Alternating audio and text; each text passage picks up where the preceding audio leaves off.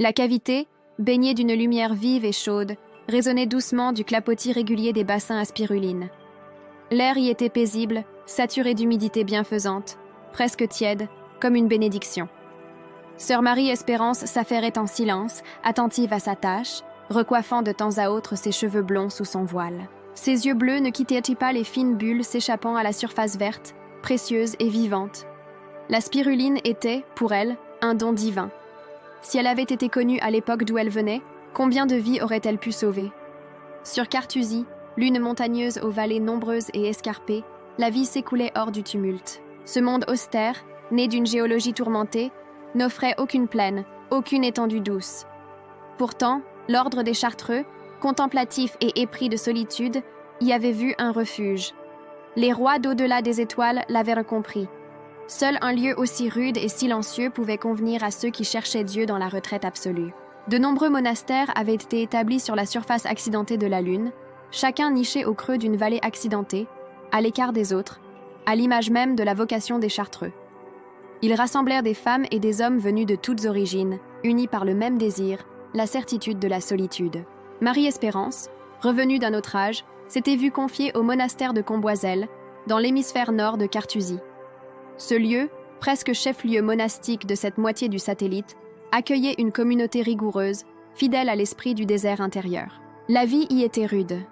Mais 3 années après sa renaissance, la jeune sœur converse s'était enracinée dans sa double vocation, le silence et le travail. Avant son arrivée, elle avait connu la fin du règne du grand roi, Louis XIV. Aînée d'une fratrie nombreuse, orpheline de mère depuis ses 12 ans, elle avait assumé le rôle de maîtresse de maison.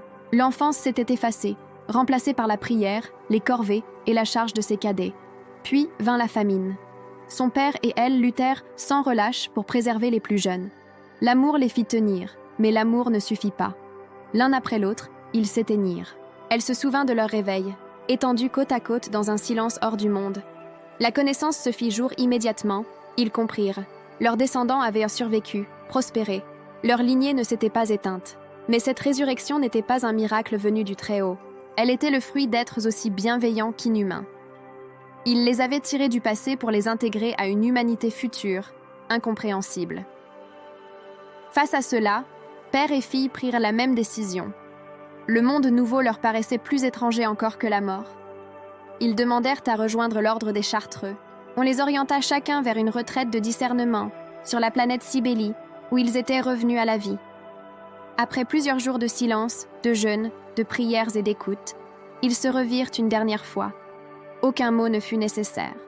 Leur choix était fait. Ils pleurèrent, puis se séparèrent. Son père rejoignit un monastère dans les montagnes du continent de Lucilimbourg, dans l'hémisphère sud de Cybélie. Marie-Espérance, elle, fut envoyée sur Carthusy. Là, dans le silence du monastère de Comboiselle, elle trouva sa place. Très vite, elle s'attacha à la culture de la spiruline, fascinée par sa capacité à nourrir, guérir, fortifier.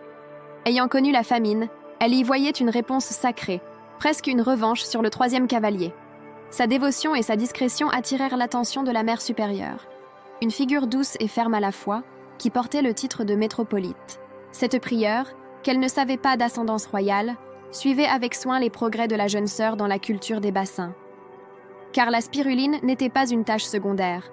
Dans la perspective de la Saint-Antonin que Marie-Espérance savait inéluctable, cette humble bactérie pourrait nourrir les foules et éviter les disettes. Ce fut la raison secrète de la venue du prieur général lui-même.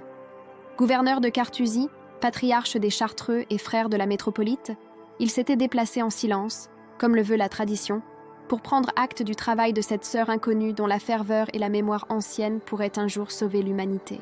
Marie-Espérance ne savait rien encore. Elle priait, jour après jour, bassin après bassin, pour que Dieu lui donne la force de porter un poids trop grand pour ses épaules. Dans le silence du cloître, elle luttait, sans un mot, contre le cheval noir. Loin de Carthusy, dans les capitales au palais de marbre des rois roux, le monde allait changer. Ce moment est celui où commence L'ombre des princes. Chronique des rois roux, tome 1, un roman de science-fiction politique et psychologique qui raconte le parcours de 2 antagonistes au cœur même de cette humanité changée par la Saint-Antonin. Plonge dans l'univers bouleversé de l'après, là où intrigue de cour, héritage spirituel et lutte de pouvoir dessinent un avenir différent pour l'humanité. Disponible maintenant sur Amazon et en e-book Kindle. Pense à liker, commenter, partager et t'abonner. L'histoire ne fait que commencer.